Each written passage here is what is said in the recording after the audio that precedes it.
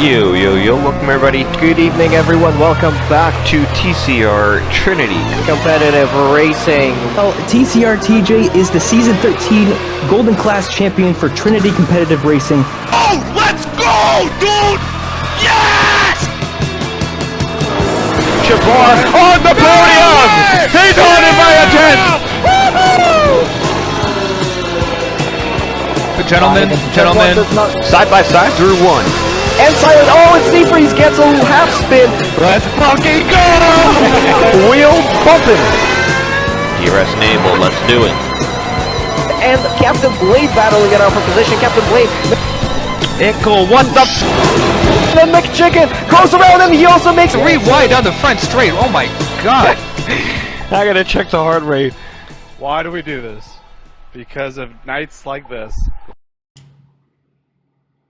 Welcome everybody to TCR Trinity Competitive Racing, and welcome to episode 7 of the Racing Debrief, TCR's podcast where we combine the world of e-racing, sim racing, and TCR with real-life motorsports and Formula One, a true racing enthusiast. Listen, I am your host, Seafreeze, and today alongside me as my co-stepping in is usually... producer as well, D'Angelo, and we have our guest from Platinum Class, driver of the Mercedes, Silent, Ace, professional, unable to attend here in this episode, and apologies that we did miss last week, but we should be back to our normal schedule, which is Mondays at 8 a.m., and this one is going to be a whole bunch of stuff. It's going to be round 1 and 2 of TCR, as well as the Belgian Grand Prix from Formula One. If anyone is new, welcome aboard. I encourage you to listen and follow TCR on all the social media platforms, and join the TCR Discord server, where we are the most active, and we are into round 3 of TCR already. This week. So without further ado, we're recording on August 28th, 2022, and let's get into it. So Silent, welcome to the podcast. We finally got you on. Hello everybody. Thank you guys for having me on. It's a pleasure to be here. Yeah, so we missed. I got to kind of retrain my brain a little bit because I got to remember what happened from round 1, but we did miss last week, and that was going to be a round 1 special. So now we got round 2, and we got the GP coming in. So initial thoughts: what are we feeling? TCR season is begun. We have someone in this chat that has won a race, and it's not me. So how are we feeling? I think we have a real good season in store for us, at least in Platinum. I think we saw, I think Forzan, I know he's been a little bit inconsistent, but the pace that he showed in qualifying for Brazil was absolutely brutal. And then in Japan, we didn't get to see him at Japan, but he had some real hot laps. I think he has the world record actually on PC for Japan. So if at least Forzan keeps this kind of stuff up, I don't think some of us will have a chance in qualifying. But I think overall qualifying and the race, we have several people in contention for the win, which is always a good thing, and puts on the show. And I'm sure Blinn is having fun. Yes, Blinn is having a great time down there in Silver Class. But yeah, Forzan. Yeah, I was saying it in the preview episode that we did, that he's one of those drivers that on any given day is very quick of a driver, but I've yet to see him put that race together in TCR. I mean, he still hasn't even gotten a podium yet. So I think, for him, it's very crucial to get that first podium to work off of that momentum. But yeah, as you said, I don't know if he's got the world record still. I think someone might have said he dropped down to number 2, but I don't know. Maybe the number 1 was like an invalid lap time, like a cheater. So he might still have it, but I'm I'm happy he didn't show up. I think we all are. If he had the world record or even P2, I guess we're happy that he wasn't there. But you also want to beat everyone, even when they do show up. But yeah, Blinn and Silver starting off the season pretty well. You have, and me and D'Angelo are pretty much. I think we're set to commentate every single round for the most part. I know I'll be there, and seems like you'll be there a lot, D'Angelo. So the Silver action has been interesting so far, and we got a lot of new people coming in to Silver class. So that's always good.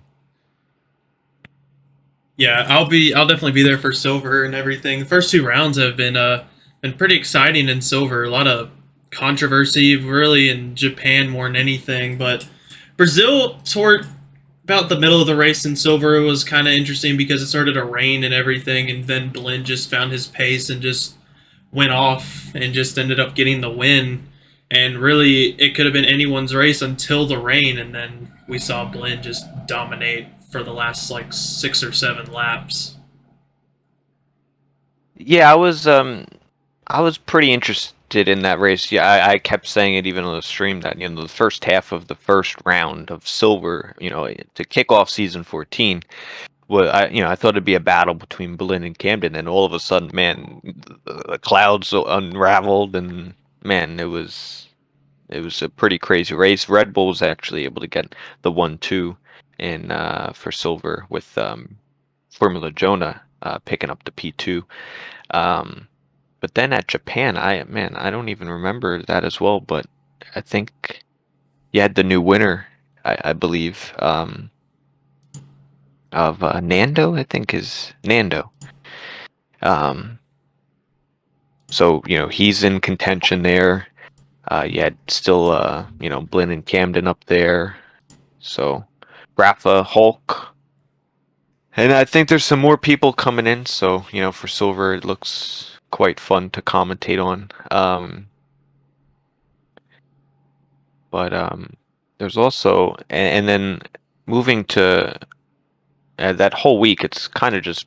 I wish we would have been able to done the recording right then, and because it's kind of hard to remember that far back, even though it was only like 2 weeks ago. But even for the golden class was really competitive, and you had a new winner there as well in the second week. I know D'Angelo, you took the first round in Brazil. Yeah, So I took the first round in Brazil. At the middle before the rain started to fall. I didn't really feel comfortable. Then I fell down to like P10 after pit stops under a safety car going to full wets, but then kind of found the pace as the rain kept falling and standing water kept just appearing on the track. And then I could have won in Japan as well. It's just that I had a unfortunate exceeding track limit penalties, but we do have tickets pending on decisions right now for the top two that finished in the race. So it could be made to me. So and that was Dirt Shark. Dirt Shark and Switchback could finish ahead of me because of my penalty, and they both have incident submissions. With Switchback got into my teammate Tebow on a safety car restart lap, go after the safety car restart on that same lap. Got tangled into the chicane, went wide on the curb. I know I'm kind of biased, but I've watched the clip back over and over again. I feel like Tebow did give him enough space. He turned super inside on the second half of the chicane, and I think Switchback kind of misjudged it and got on the curb too much and just spun and ran into him. And so that kind of ruined Tebow's race because all the body work and everything on his car got damaged, so he retired with no points, which was very unfortunate for Mercedes as a team. But we'll have to wait and see when these incident submissions get a decision. But right now, we just have no idea. Yeah, I do remember that. It was Tebow and Switchback in the chicane exiting, and Switchback kind of got pushed onto the exit curb, but also there was, I think, enough room for him to be on the track there. But when I was actually watching that, wasn't able to watch the entire Japan race, but for Golden, but did watch the last few laps there with the safety car restart, and I kind of predicted it as soon as they were going through. I'm like, if he goes on that curb, it's over, and everyone else behind him got piled up there as well. But yeah, I mean, I didn't know there was pending investigations, but man, if they do get somehow the top two penalties, that'll be something for sure. Yeah, because Um, I believe it'll at least be 5 seconds if they do get penalties, and that'll put me back up into P1. So and you were third. yeah, I finished third. Because the penalty I did finish ahead, I think it was Matt Roofer who finished P4, so I had enough gap between him to finish on the podium, and then I had 3 second penalty. So if either of them get a 5 second penalty, that moves me up one spot. So And what do you what do you think? You think that's going to happen, or I don't know. I haven't watched the Dirt Shark and Rockstar one, but from what Dirt Shark is saying about his, he he says that it was completely his fault, so he might get one. And then the Switchback Tebow one, it's kind of a tough call. So it really depends because there's obviously two things going on here. It's like Switchback thinks he got touched, but then Tebow said he didn't touch him, and on the video it looked like he didn't touch him, but it could be a netcode thing that's kind of sent Switchback aloft. Because I've watched both clips. So it'll be really interesting to see what the stewards say, and hopefully they get that decision to us before Wednesday. But honestly, I'm at that track in Japan, I was okay with P3 because I had no race pace, and Japan on controller is just really, really hard to get done. And I was surprised I got pulled by 3/10. I don't know how that happened. yeah, controller? That's pretty impressive to be on the controller doing that, especially at Japan. Wheel is usually definitely the preferred. But yeah, now Silent. I know obviously you race with along with me in Platinum, but how in tune have you been with Silver or Golden? Were you able to watch either of the first two rounds, peep in and tune in for a few laps? What were your kind of impressions in either of them? Honestly, as far as Golden goes, I actually have a league race at the same time that Golden runs, so I don't have a chance to watch Golden. And then on Silver, I'm usually either doing like a GP mode, trying to sort out my setup, or just get some warm up laps in for myself. Usually, like I'll get home from work and then I'll probably rest up a bit, and then whatever happens in the evening is usually, I guess, race prep for Thursday night. So Thursday and Wednesday night. So I don't really get the chance to tune in to Silver or Golden, unfortunately. But I do get a peep at the group chats, and sometimes they get kind of feisty after the race. You see the incidents that go on, and I'm like, wow. It's there's definitely a little bit of comedy right there, and it gets pretty heated. You see the incidents that happen, and it's like, wow. It's just some of these things that you see you don't always expect. Interesting. Now, D'Angelo, you're in Golden, so do you think it's getting chaotic? I don't really know. I have access, obviously, to the group chats, but I don't. I guess I'm not as in tune as maybe you guys. I feel like it especially after Japan, because there was a lot more incidents than Brazil. We only had the one in Brazil, and then the Japan situation, a lot more people had incidents that messed up their races for podium positions, points positions. So I feel like it got a lot more heated than it probably should have, because obviously adrenaline's flowing, and then you don't really say what you mean because everyone is fighting for every position on the track, even in an online game that we just do for fun. Even though we paid to do it and get trophies at the end now, it's still for fun. We want to be the best racer we can be. It's just that adrenaline's flowing and everybody gets super heated, that you have no filter, and it just gets super, super heated. Like for me, I was heated after I got the 3 second penalty because I felt like the game gave it to me, even though I slowed when I went off the track, and it still gave me the warnings and everything. But I just took it on top of the head, and if I don't get promoted because the incidents get no penalties or whatever, I'll take it on top of the head again and just grind for Australia on Wednesday and try to extend my lead in the championship. That's what you have. And in this league, you have to shove everything away from the previous week before the next race. Otherwise, you're going to drown in the league and its competition. No, I agree with that. Yeah, yeah. Well, I think there's usually a famous quote. Now historically, I'm not the best with quotes. I mess them up all the time. So I'm gonna describe the quote, and then maybe one of you can name the quote. But there's usually something along the lines of, if you never like, you kind of put it in the past, but you never forget it. So you have to go to the next race realizing that you What's got in to the put it past in is the in the rear. past. Yeah, but then there's also, I mean, that's not the one I was going for, but you have to put it behind you, but you also have to keep it in mind when racing that other person to an extent.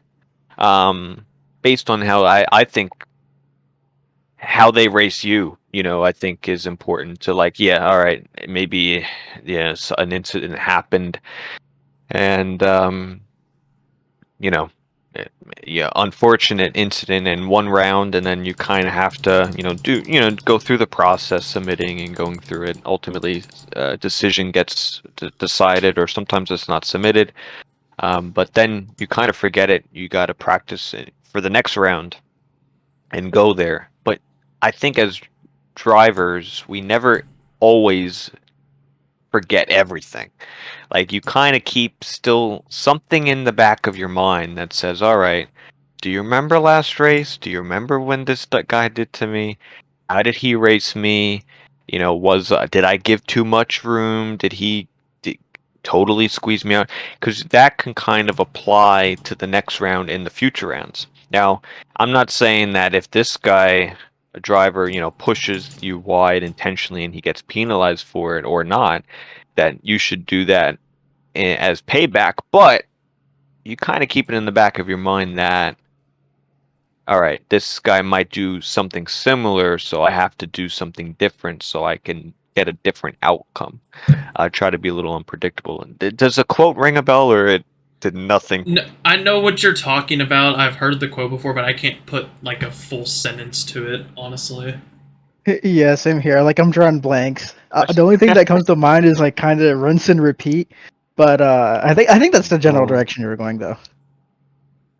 Something like that. But do you agree with that? Do you no, just silent. Do you think you should just totally forget everything from the previous round and say, all right, whatever, next round? Or do you know what I'm saying? Like, you kind of keep a little bit in the back of your mind while still going forward. Oh, absolutely. I think it's important. As a driver, if you want to extract everything, it's important to have in mind what the previous rounds were, what the history of the previous rounds have been, and particularly how certain people have decided to drive against you. I think is probably the most important thing in terms of um, in terms of your short-term history and your results. I think it's important to realize, like, okay, this person is racing me in a certain way, and you kind of have to approach them differently. It's like something that you would hate to Yeah. do, but it's unfortunately it's the reality if you want to be competitive. You can't just step into every race and forget about the previous race, and then the same thing happens to you in the following. It's not something that you can do. It's not something that you can just forget. And certain people you do have to race a little differently, and others you can just kind of race the way you would normally do it, and other people just can't forget.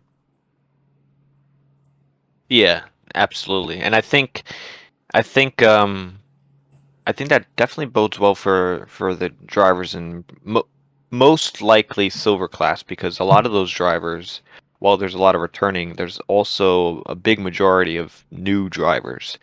And out of those new drivers, there's not a high chance that they've raced the other new drivers. So there's not much familiarity there as far as how you can race one another. Whereas in Platinum, I think we really only have I've the only driver I haven't raced is the new driver of Atakov. I think everyone else is a returning driver or maybe from Golden that I can think of. So for everyone there, we can kind of tell who's on the good list, who's on the naughty list, and yeah, Golden is just kind of a happy medium. They're kind of a good mixture. So, but you definitely have to figure out all those things for sure. I forgot why I went on this whole quote thing, but I forgot what the original point was. I know you brought up something, D'Angelo, but I forgot how this went here. I It think was we started. it was just shoving everything. Like if something goes bad, you just need to shove it down and just move forward. That's what I said. I think we were going on about like all the kind of like not drama, but the things that going on in the group chats, and we're all Oh, going on about gotcha, how gotcha, gotcha. Thank you. we're all racing a little bit differently, but at the same time, everybody is they don't want to cede position. Then it's like everybody's just when they're in the moment and they're driving for themselves and they're in the heat of the race, they're going for those positions, and then when it gets to talking in the group chat, it can be very heated. I think that's where we were going with it. Yeah, no, I agree with that. And yeah, I don't know. I think every driver kind of approaches that differently, I think, as far as, after the race. Some of them will, take it to group chat, private message, they'll just do an incident submission, or they'll just not even say anything. It just really depends on that driver individually. But yeah, I mean, those things are definitely going to happen, especially this season. I think I don't know how, like, what everyone's mindset is, but because I feel like everyone kind of races for a different reason, slightly different reason. So that could kind of play a role into it. But I think generally speaking, when you have a more competitive grid, you're gonna have just more incidents because you're gonna have more drivers on the same part of the track fighting for the same piece of track. Which I think at least in Platinum, you see I mean a decent amount of incidents, but I mean same could be said in Golden. Golden was really close at Japan. I looked at the qualifying, and I don't remember the gaps exactly, but from your pole position, D'Angelo, it was pretty close. The entire grid, a few tenth, another, a lot of drivers within the same tenth of each other, and that just kind of creates more and more incidents if they're all fighting for the same, lap time piece of track. So, it is what it is, I think, but I think it'll kind of sort itself out. But I think the big reason to avoid that is to know how each other race. So I think as the season goes on, I think you'll see it maybe get a little bit better because of that. Yeah, I can agree with that. But how about we go over the championships after round two, starting with silver. I have it pulled up if you want me to make the Yes, announcements. please, yes. Alrighty, we're going to go over the Constructors' Championship for the silver class right now. Red Bull, a blend machine, and Formula Jonah have 61 points, followed by Ferrari with 34, Mercedes 31, Alfa Romeo 30, McLaren 25, Alpine 10, Aston Martin 8, Williams 4, AlphaTauri 1, and then the Haas team of 0. And how are we thinking about the Constructors' Championship in silver, Mr. Freeze? Oh man. Um, yeah, let me pull it on myself because I know it's We'll talk about the between drivers in a second. Red Bulls and definitely the Alfa Romeos, and I'm biased in this because of my Ferrari drivers of Ferrari Driver Academy. So my guys at Alfa Romeo, Camden and Chibar. We've had a look, because we all kind of work together with setup and practice, as best we can, and I think given how the first two rounds have gone, I think we can't say that we're pleased as if everything went correctly, because a lot of things have changed in the first 2 rounds. Obviously, Camden was in the first round at Brazil, going after um, the win there, or even a podium, and then it kind of flipped upside down with the rain and a different strategy to then come to a 6th place there. And Chibar and at the last race at Japan, kind of going through maybe battling for a podium position with Speedy and through the S's, picked up some wing damage, and ultimately got a puncture at the end and finished, I believe, 9th. So, that wasn't too good there, but also Camden was able to get a podium and get some momentum going. But the team of Blinn and Broomhandle, they came out of the gates really swinging. Blinn, is doing good so far. This will be, I think, maybe his 5th season in silver. I'm not too sure. He's been in it for a decent amount of time. 9, 10, 11, 12, 13, yeah, or maybe 6th. He might even be in the 6th season. He's had 2 incidents where he was going for the title in the final race and didn't end up getting it. But I think he's a true contender this season. And with Broomhandle, they're really going to be strong.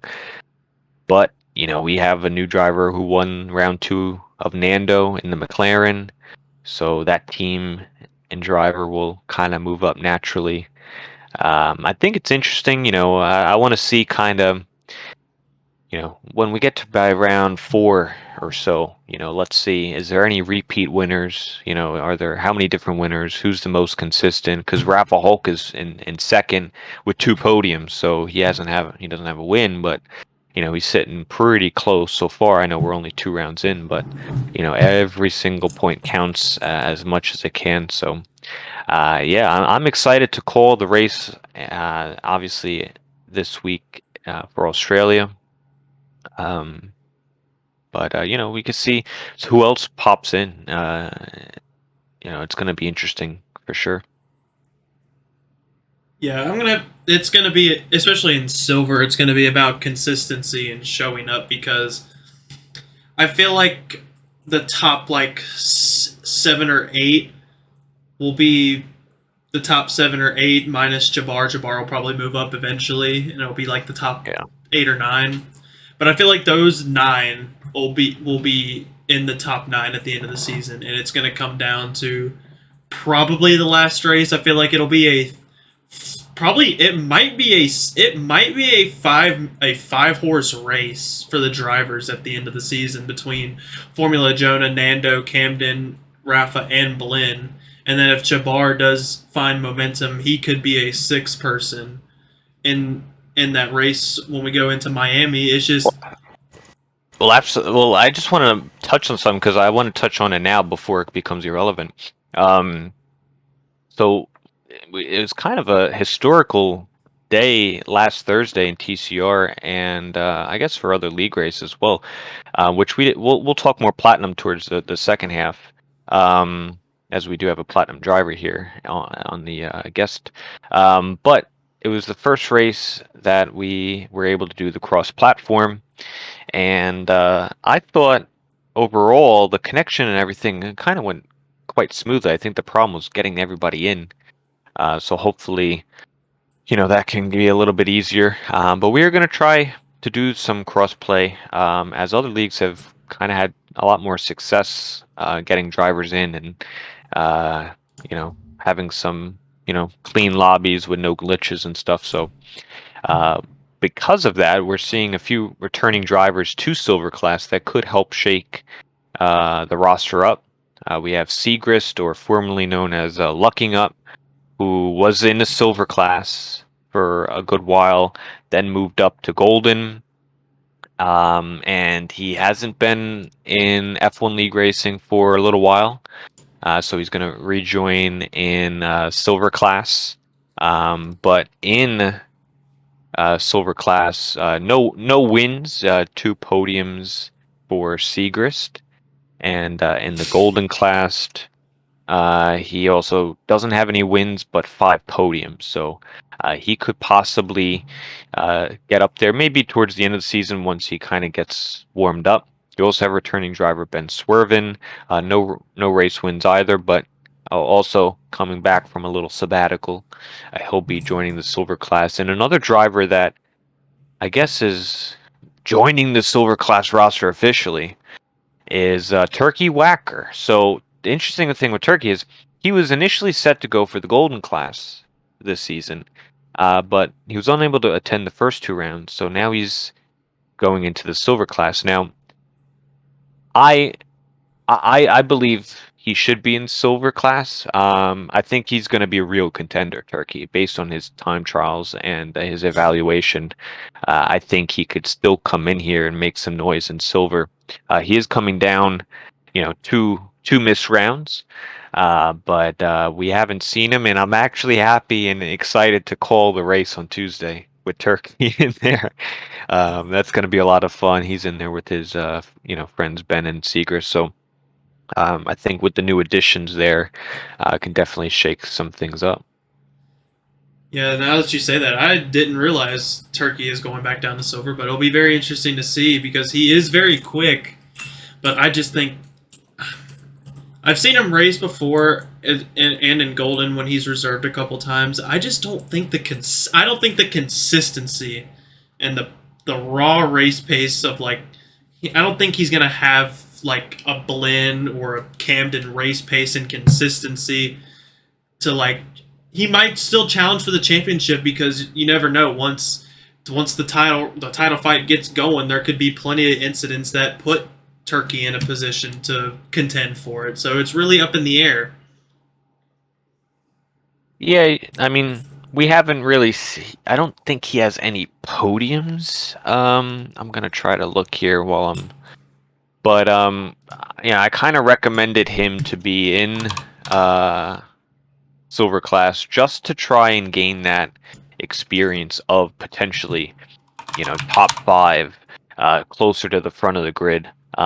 Because I think the golden class roster is really stacked, and I'm not saying he would be incapable of getting those results, but I think it'd be a little bit, kind of like you wouldn't want somebody to increase the difficulty before they didn't fully complete 100% of the level 1. You know what I mean?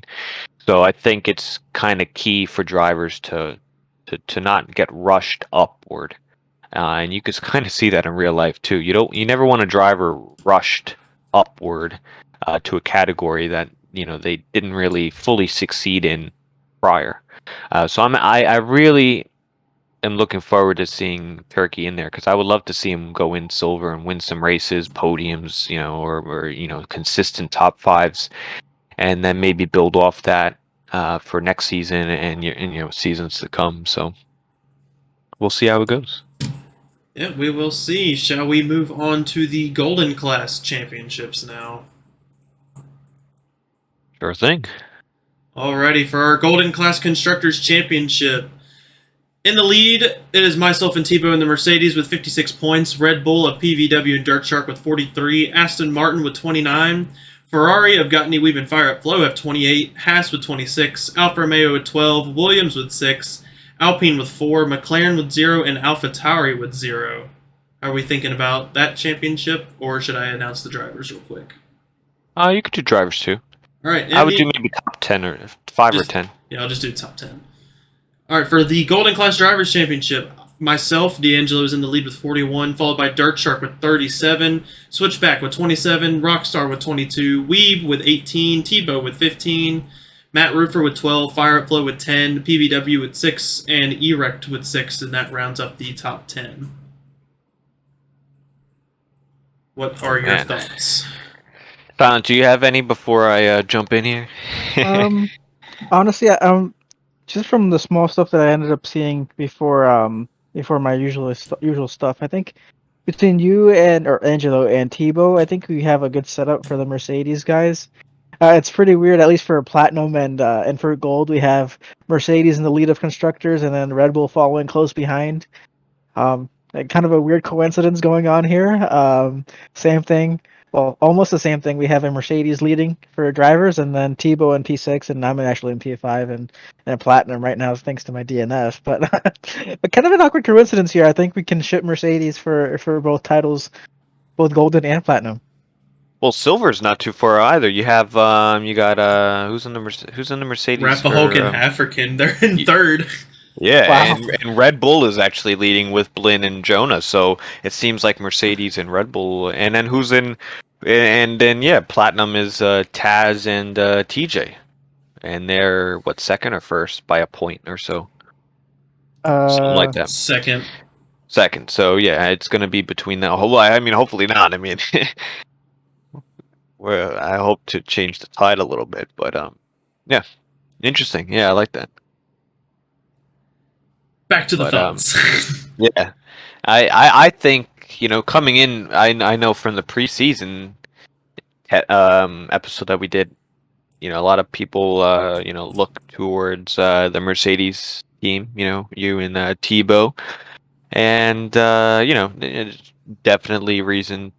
You know, I see why people would go to it, but I was really interested to see, you know, what's the next team uh, that might be challenging, who is gonna, you know, put themselves in a position. And it's kind of the people that I kind of expected. You have Switchback, who's been competing. You know, he's P3 in the championship right now with the Aston Martin. He needs a little help from his teammate, but hopefully, you know, we're only 2 rounds in. He'll help and support there. You also have, you know, the Haas team. You know, Rockstar showing some nice speed. Ultimately, I think he did get a. Where did he finish last race? I know he had some issues. He Um, finished second in Brazil, and then he was running good in Japan, but I don't know what happened. he got hit by somebody. I think on the Oh, opening lap. he got hit by Dirt Shark. That's one of the that's Oh, one of the okay. incident. That's the incident Yes, it submission for is. Dirt Shark. In the hairpin opening lap, I do remember it now.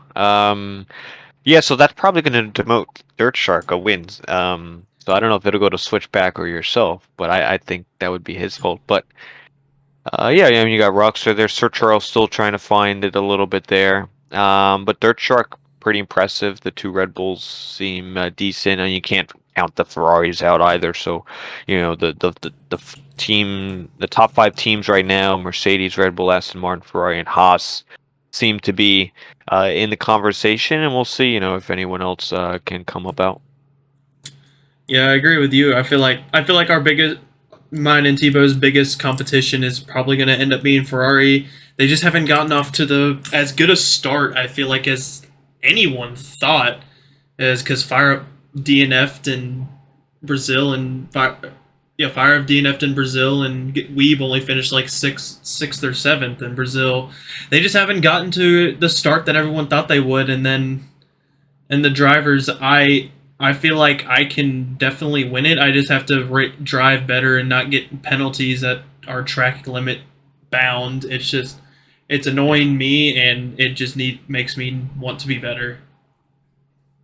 Yeah, I mean, my only big surprise in Golden so far is, and unfortunately, the way my schedule is this season, I won't be able to see too much Golden live, so I'll have to be skimming through. Although Tebow, if you would have said that he would have been, you know, P6 in the championship after 2 rounds, and a chance to even be 3, you know, he's had some bad luck. Obviously, his speed's there, Speed is but definitely there. I think.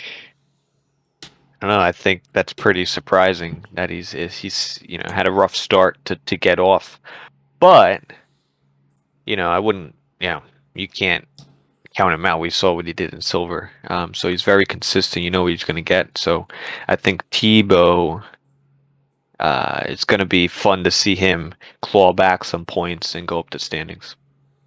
Yeah, I'm hoping for our constructors championship's sake, he comes back and we're just 1-2 riding into the sunset going into How would Miami. it feel, D'Angelo? How would it feel if you lost the championship again? Because you did have a shot in last season.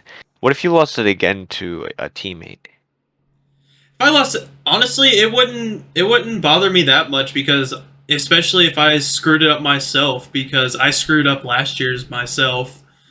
Okay. Doing DNFing in Canada, spinning in Australia, and then DNFing in the USA, which I didn't have any chance at that point after the DNF in the sixth place. But I feel like it's best man wins, and if I'm just not the best this season, it's just oh well, move on to the next season, shake it. I'm not that interested in winning the drivers. I would love to win it, but I want I want the constructors. I want that little small gold trophy. Yeah, I I want think one too. I think this might sound a bit weird to say, but I think in order to win the driver's title, you have to lose focus a little bit because if you hyperfixate on winning every single race and you hyperfixate on just winning the race, you forget about, the days where if you're not winning the race, that race that you didn't win might have just won you the title at the end of the season. So like for example, you just mentioned spins or mistakes that you might have made, maybe pushing a little bit too hard, and maybe those races where you didn't have the ultimate performance, you had enough to get you across the line and win you at the end. Like Absolutely. like Japan. I agree. Who knows? Absolutely. Well, I think if this is all done for the golden class, I think we can move maybe to platinum. We didn't really get a chance to talk any of the first rounds, but you could go over the championship, and then we'll have some time here for platinum, and then we'll wrap up at the end with a little bit of Belgium. All right, the Platinum Class Constructors Championship is as follows: Mercedes of 007 Professional and our guest Silent with 58 points, followed by Red Bull with 42, Alfa Romeo with 24, Ferrari of Mr. Freeze and Chargers with 19, Alpine with 16, Haas with 14, AlphaTauri with 8, McLaren with 8, Aston Martin with 1, and Williams with 0. Now moving on to the Platinum Class Drivers Championship. 007 Professional is in the lead in P1 with 43, followed by Tasmanian Devil or B-Tom in P2 but with 42 points. Followed by C Freeze in P3 with 19, Bats Plus with 16, Silent with 15, Cam with 14, Atakov with 12, HVAC Toaster with 12, Chatty Duck with 10, and Cali Rob rounds out the top 10 with 8. Nice. Well, we have a lot to go through. I have a lot of thoughts so far because obviously this is our class Silent. So, we got Brazil and we got Japan. So my thoughts on Brazil. Firstly, there's two things that if you would have told me, Oh God. there's two things that I could not predict whatsoever. I don't know which one's more embarrassing, but I've been debating this. What's more embarrassing? And I really don't know the answer. So I want you guys to let me know. So I gave you two options, obviously. Option number one. Is it more embarrassing for our boy Stanley to literally only make it 10 feet and Don't make fun not of even him like make it to that. turn one? It really not to his fault. Really not to No, his it fault. wasn't. Or is it option two of Flip Flop Fish not making the race because, well, let's just say he had some other duties to take care of on, I didn't the hear about the that nerves. one. The nerves got to him, let's say, and I guess he ran out of toilet paper. Solid. And which disqualified him right off the race start, and Stanley runs right into the back of him. So I don't know which is more embarrassing. Is it Flip not even making round one, or is it Stanley making 10 feet? I don't know. Probably not making round one by literally shitting himself. Yeah. Oh, but, I mean, I think I'm a little on the fence here, only because like you would anticipate, you just if somebody's standing still, you kind of turn the car in a certain direction. But with those cold tires in Brazil, you couldn't, honestly. It's true. I would give him the cold tires. Give him that the benefit of the doubt. He did have cold tires, but yeah. I mean that's just so funny because yeah, I know Flip can take it, but he talks all this game, and He literally shit himself. yeah, I guess he saw the grid and he'd be like, yeah, I'm gonna get exposed, so I might as well just not show up. So we've yet to seen Flip Flop Fish. So he's down 2 rounds. So I don't know. Yeah, I actually, I picked him as my champion from the class. So we'll see if that turns up. But coming down 2-0, it's gonna be hard to come back even with that margin. Yeah, absolutely. I agree with that one.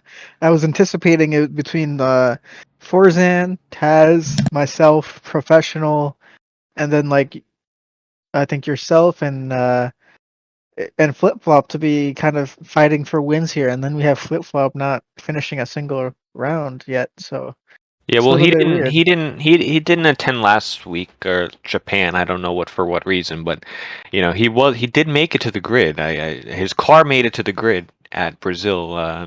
He didn't. Yeah.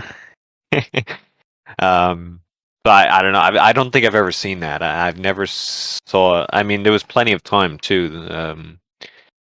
For drivers to get in. I know we didn't have a formation lab, but I've never seen that in all of the 14 seasons. At least round 1, a driver misses the red 5 red lights. This might be like the incident that Sebastian Vettel had on his debut where he sped into the pit lane, and that was like the quickest penalty ever issued in F1 within Oh, 10 right. seconds. Yeah. This might be almost equivalent to that. Yeah, I mean, I don't know. I hope honestly he does rejoin and get up there, because he would definitely add to the races for sure. But yeah, so Brazil, you were able to get a podium silent. Taz won the first race. It was, I believe, Taz, then Professional, then yourself. Yeah. Wasn't a pretty. We did have I remember we had that late safety car, um, which ultimately was a positive for me in my situation because I mean, you were behind me and there was like a good stint of like 10-15 laps. I feel like was just green, and you were like pulling me in a little by little, and then you lost it all, and then you did it again. You were Yeah. reeling me in and in and in. I'm like, oh, all right, and then you lost it all. I'm like, oh, all right, just keep doing that.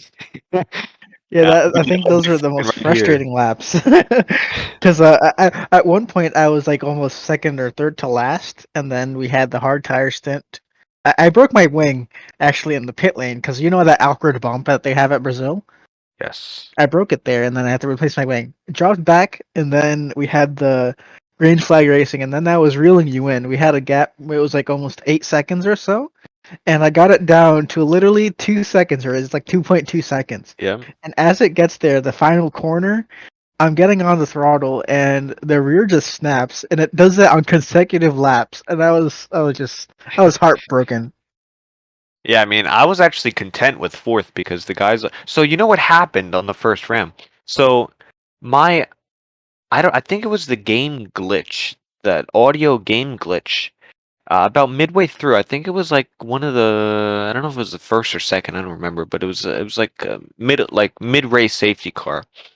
Or it's going, under, warming my tires up, and then all of a sudden, my audio and my headset just is like a weird lawnmower action.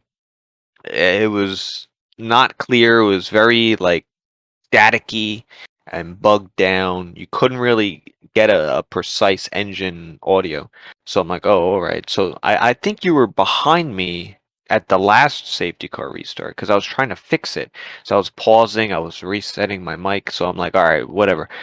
I got rid of the headset. Then I was just using my monitor audio, and then I don't know if it even fixed it, but that whole second stint when you were catching me, it was so difficult to push because I didn't have engine sounds. It was like a muffled like engine sound. So I didn't know if I could push anymore because the audio was just so weird that I didn't want to chance a spin because the game audio was just all messed up. And it ultimately didn't fix it. And obviously, the safety car would have given me an opportunity and you for the podium. But it worked out better for you. But yeah, uh, questionable safety car restart. With me and Meb, but and I think there's been a lot of talk on that recently. But ultimately, took us both out of it and able to promote you to third for Brazil. But round one was decent, but coming around two was the first time we had crossplay enabled, which we would have been able to do for the golden class, although there wasn't really anyone needing to use it there, so we didn't feel like it would have just been a rush to do it. So we thought we'd implement it on Thursday. This way I was there, mainly all the officials were there to help make sure the first time that it was going to be managed correctly. And it was a little late to get going. Everybody, just to get myself in, we were trying to get the co-commentator of season 12 platinum champion of Passassin into the commentary booth, although he was unable to join. But I got to tell you, man, uh, racing on PC, man, it's like night and day. I felt so comfortable in the car round two. It was completely night and day. I'm like so happy that I literally thought the cross platform would have maybe have come like towards October-ish. And the fact we have it before September, is really good. Yeah, I think most of us were betting on crossplay coming in probably October, November time. So even for me, I was a little bit surprised. I think I would have loved to try it out myself. I used to play F1 on PC. I started off on Oh PC yeah. with an Xbox controller, so I think I would have loved to have my hand on that. Yeah, I mean, I would have taken a PS5 too, but I can't seem to find one still. And I'm not paying no 800. But yeah. Yeah, I was looking for PS5 because definitely better than original PS4. Just that input lag and sluggish feel that I've had on the PS4. I feel like the last, you know, year and a half of any races for me on that has just been very poor as far as like comfortability. And then just to go on PC and race and just feel so comfortable and like natural. Like I didn't even practice a whole lot, and I was able to get pole out of nowhere. I'm like, oh, this is interesting. Could be fun. Um, so it was fun being up there, and pretty much, yeah, I thought I'd be miles off, but it was a nice surprise. Hopefully, it stays like that. But you had a DNF. I don't know what happened though about that. So Yeah, it's just what it. happened? I don't. It's just like I got into the last corner, and I think I what TJ said at first was I had a rear lock, and I think that's probably the most accurate way to put it because I felt like I turned into the corner, drove in the way I normally would have, but the rear just completely snapped on me. It's like I had no downforce. It's like maybe I bottomed out or something, but I didn't even touch the curb, and I'm already putting opposite lock as I hit the apex to save the car, and I save the car. I'm hitting the second part of the chicane, and TJ is going around the outside of me, which of course rightfully he should. Um, he was making the pass as I was recovering my car, but I'm literally mounting the curb, trying to take that left hand part of the chicane, and I guess kind of clips my car, and it sends me into a spin, sends us both into a spin, and I get hit by an AlphaTauri. So after I got hit by the AlphaTauri, I lost my front left, and that was it. I didn't even make the first lap. So very frustrating race because I personally deep down Oh, I knew I had a good car. you were out on the first lap. Yeah, I Oh, okay. yeah, that was the DNF on lap 1. So that was the VSC from you then. Yeah, that's what it was. Oh wow. Yeah, I didn't know that. I didn't even get a chance to fight, so Oh wow. Yeah, well I know. Well, my teammate also had problems quite early. He DNF'd, I think, within the first 10 laps. He got McChickened. oh. So Oh. he got wiped out in the hairpin. We're coining that And phrase now, by the way. oh yeah. Yeah. At this point, any crazy, any silly accident is just called a big chicken moment. Well, I mean, he did get hit by McChicken. It was a total Oh. swipe out. It wasn't. I mean, he had contact with McChicken, and I'm like, "Who hit you? Who hit you?" It was like McChicken. I'm like, he's like, he totally got. I didn't see the incident, but I think he just got. I think he might have missed a breaking point in the hairpin, I believe. But I'm not. Like I said, I'm not too sure. I wouldn't even know whose fault it is. But I'm gonna, trust my teammate there, and then that's why he DNF Chargers missed the first round. Second, I got McChicken, so we'll come back strong for round 3, the Ferraris. But Chargers actually had some decent speed there. For a while, I thought he was actually on a controller, but it turns out, as practicing with him a little bit this week, that he's also on the wheel. And his speed's actually, this is his technically first full-time season in Platinum. He's a previous silver champion, so interested to see working with him and going through it. Now we don't have professional here.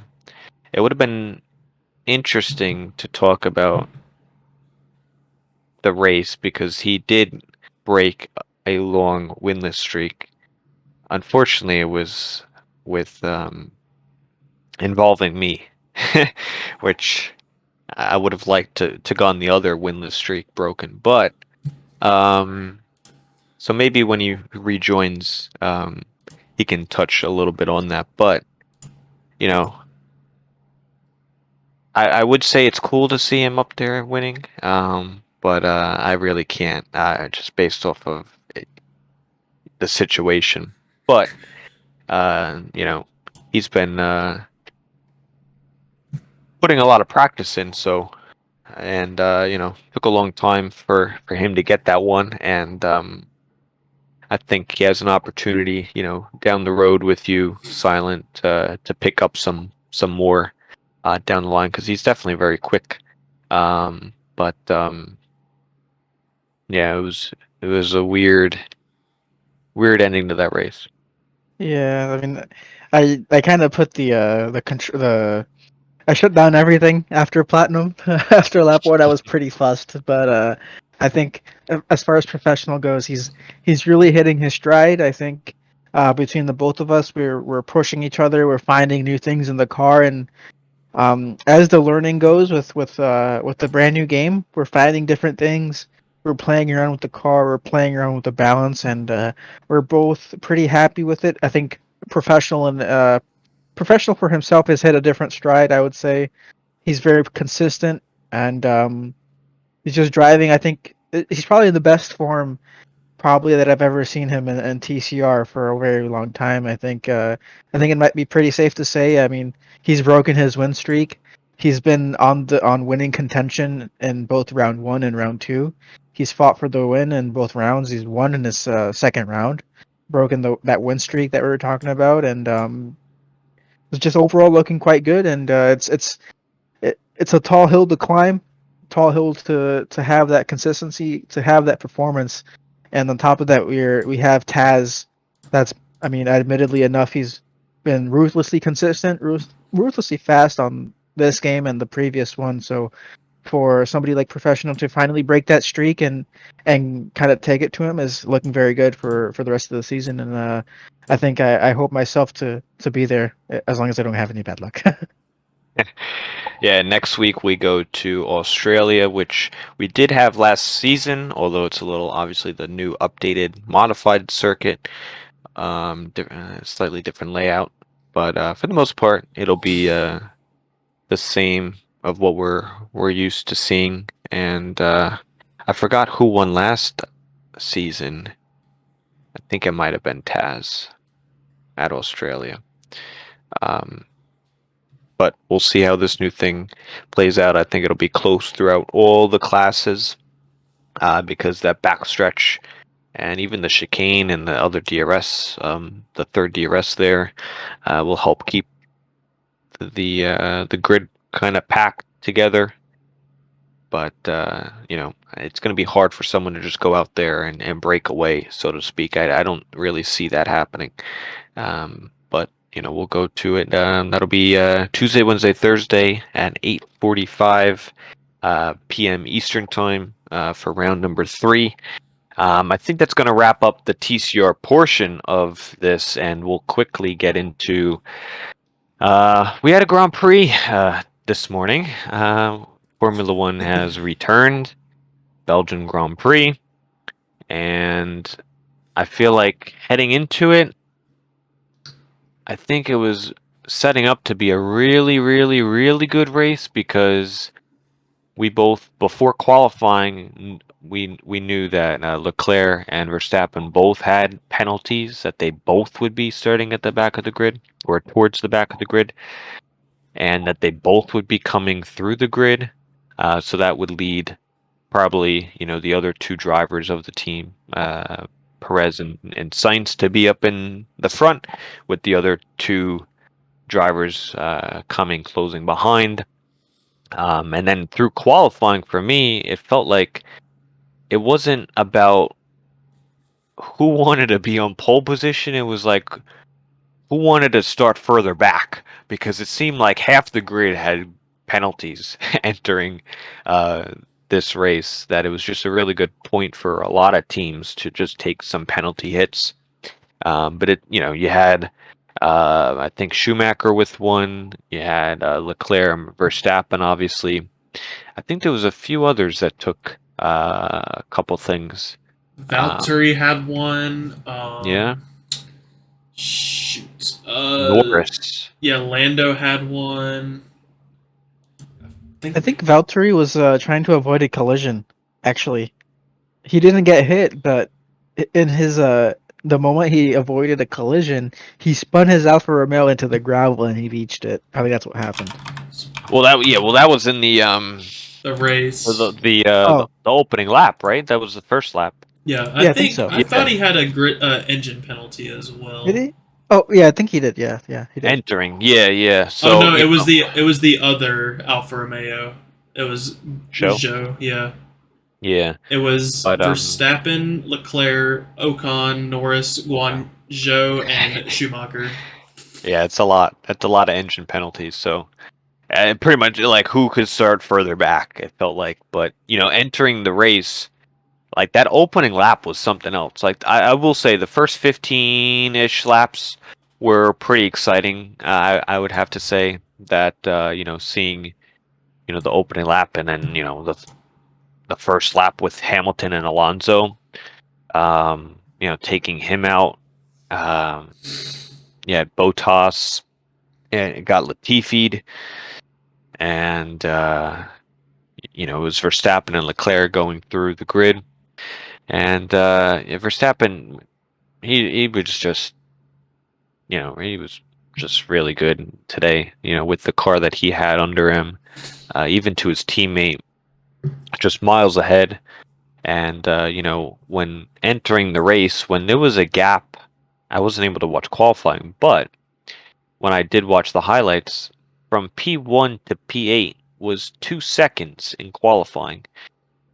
That's a big gap. Like, I don't care if your race pace is better than your qualifying. If you're 2 seconds off and you're in 8th position, you're not setting yourself up too good. I mean, Max and Red Bull were, they just had everything picked up and planned, and were really just super quick. I think they could have even started from the pit lane, dead last, and still come up the field and do it like that. And Leclerc again, for me, had you know that moment to come in to do the pits to do the fastest lap, and he didn't even get the fastest lap. Max still held it, and he lost the position to Alonso because he sped in the pit lane, which I haven't seen a driver speed in the pit lane since. I know Kvyat did it at Britain a few years ago, I think 2019-ish, but I don't remember or recall anyone else doing it. You rarely see it in F1 because you got the pit limiter. But Ferrari, lost positions and points there. So them trying to gain 1 point actually lost them. 3 potential points. Yeah. So it is what it is. But by I think by lap 20, I fell asleep. I didn't watch the second half. So I don't know what else happened, but it didn't seem like much. Yeah. No, I mean, the race was pretty much a procession at one point, honestly. I was quite shocked to see the way that Max went his way through the field. I think Hungary was one thing, but when you hear that Max ran less wing than Checo did, and still ran better sector times, not even just in first and third, but even in the second sector, he was quicker than Checo with less wing. That makes you contemplate how good is this Red Bull? Like, what did Adrian Newey cook up this season? It's incredible what kind of car he has. Well, I think it goes back to also during the summer break, the teams banking on the technical directive, thinking it'll slow Red Bull down, and it hasn't done anything. If anything, it's made them faster or just the competition slower. So now all the teams are going to have to go back to the drawing board after these next 2 races when they get a week break and be like, what the hell happened? Yeah, for sure. Definitely. I think if you're Ferrari, you might be a bit scared, honestly. You go back and look at your seasons like 2019, for example, where you had a car that was blisteringly quick in the straights, and they're going to be going to Monza pretty soon. And Monza, unfortunately, is looking like a Red Bull circuit. And then you look at Zandvoort, which Zandvoort might just be a Ferrari circuit, and you can see that awkward flip flop around, but it's going to be incredible. Yeah, I feel like definitely at the start of the season, Ferrari had a really good car, and they were getting some wins. At the round 1 and 3, I believe, podium in Saudi Arabia, and they were still there. They were also really reliable. Then it kind of flipped that they were starting to get unreliable cars.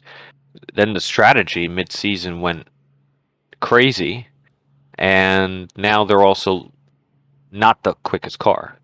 And I know there's some people out there say, "Oh, Ferrari, they're botching it with the quickest car." They don't have the quickest car anymore. There's upgrades and developments, and they don't have the quickest car anymore. They probably didn't have the quickest car since, I don't know, since the last time. But I mean, I don't know, there's since Austria, probably. Yeah, you could say that. possibly. But Austria was a bit of an outlier only because um, Red Bull had some very significant tire wear, and I think we have to remember Austria was a sprint race. So in the sprints, you Oh only get yeah. one practice session. So Red Bull didn't really get the chance to refine their car. But in that short sprint race, that short stint, they had pretty good pace. But in the race, it was once you added all that extra weight from the fuel, the Red Bulls just kind of killed their tires. Yeah, and they were really strong there. But I mean, there was also, a good portion where they were kind of even as far as pace, very close. But now for sure, at least on the long top speed straightaways, Red Bull are definitely the quicker team, and I think Alpine have kind of slipped into possibly closer to Mercedes. And I was actually impressed by them that they're still getting those good results, and I think they're kind of clear of the midfield now, and they're more focused in on that third best team, closing in on Mercedes, getting away from McLaren a little bit, which just ponders the question of, why is Alonso leaving Alpine to go to Aston Martin? But because I think Alpine is still developing really well and they're a manufacturer team, so that to me still, I don't know, it doesn't make sense. I mean, Alonso started third, so I mean that's a much better chance in this car in the next 2 years than in Aston Martin in the next 2 or 3. So although we'll see with time, but we have a whole bunch of a couple more driver market silly season stuff to go through eventually, with another seat open at Alpine and one at Haas. Those two are pretty. Definitely, that Alpine seat's a great seat for whoever wants to fill it. But yeah, I think Red Bull have a real shot at closing this up really quickly, and Ferrari are no longer in the championship. Really, it's Max and Red Bull's to lose. And honestly, this will be the first season Red Bull will claim the constructors if they go ahead and do it since 2013. 2013. So as they did not win it last season, so will they be able to do that? Will Max be able to win X amount in a row and break some records that are held by Sebastian Vettel? I don't know. I don't, but it definitely seems like if this trend continues, that it's definitely capable. Yeah, I mean, I'm not sure how everybody else feels, but I might have some slight PTSD here from the last season, or somebody's gonna say I had a tinfoil hat on. But personally, I'm afraid of a repeat of Hungary and a repeat of Silverstone. Like, I'm a little bit off put because we have a massive lead. There's a massive lead in the constructors, but anything can happen. And it's like, yeah, it's beautiful to have this beautiful lead, but last season says anything can happen, and whether it's dirty tactics or whether those two races were just coincidence, but hey, anything can happen. But keeps you on your toes, honestly. Now, when you say PTSD, you're referring to last season of Valtteri Bottas's bowling session at Hungary, Yes, yes, and The bowling. the cops incident between Hamilton and Verstappen. yeah, absolutely. I Yeah. feel like Valtteri's race or his bowling session, so to speak, was you can see that one was more of an accident, but I'm gonna Greasy should I track. should I open up this can of worms of cops? Should I? I mean, I got the time for it. I think they're both. I don't think at that speed or in the car, I don't think it's anyone's intent to do something intentionally. I think they are both true accidents, in my opinion, for sure. And I think even one is, yeah, Bottas took many. It caused a whole big thing, whereas Hamilton's was only with one. But that was also both on the opening lap, I believe, as well. Lap one. Yeah, they both were opening lap incidents. I don't really have an opinion on that. I mean, um, it is what it is. I mean, we could get into it, but I think for the, um, yeah, we'll leave it at that, I guess. um, Although we'll see. You did bring up once. I was just gonna close on something. I forgot you said something, but you brought up the two sessions here. I don't know. Well, you were saying something about PTSD, but you said something before then. I think I was mostly talking about the way that these big gaps can evaporate to nothing. That's all I Okay. was getting at. Oh, right. And I was just gonna finalize with it's now in Max's and Red Bull's situation where they have a lot more to lose. Whereas, even his teammate in Ferrari and the other teams, whoever presents themselves, they have nothing to lose. And I think that's why you see more big incidents like Hungary or like Britain, or even Jeddah later on from last season, is because they are pretty much happening mid-season to later on in the season, where you kind of have more cards on the table and you can kind of see, all right, who's more at risk, who's, what the situation is. And for Max with this huge lead, I think is a great time for him to kind of, back off when he does need to, or um, because he's got to make sure he can save some of those points and not get into an incident. Although you could also make the other argument where Max could probably just keep doing what he's doing and keep that aggression, because it's been working for him thus far. But I think if you're going to see any crazy incidents, you're going to start seeing them pretty soon, because we only got 8 races left. That's crazy. Yeah, I feel like, but going back to the Max thing, it's like if that car is as fast as it is on the rest of the tracks, no one like if he starts in like P14 again, no one's gonna fight him for anything, like in the midfield, because they're going to be fighting with their rivals and they don't want to like ruin their lap times trying to fight a car that's going to get past them in 2 laps anyway. So really, I feel like if he does start on the back of the grid, like towards the back of the grid again, he's just gonna move up easily like he did today. So Yeah, I agree. I think the only teams putting pressure on Max would be either obviously the Ferraris, possibly, some of the Mercedes or Alpine if they can present themselves towards the front of the grid. I think his teammate is not going to give him any problems.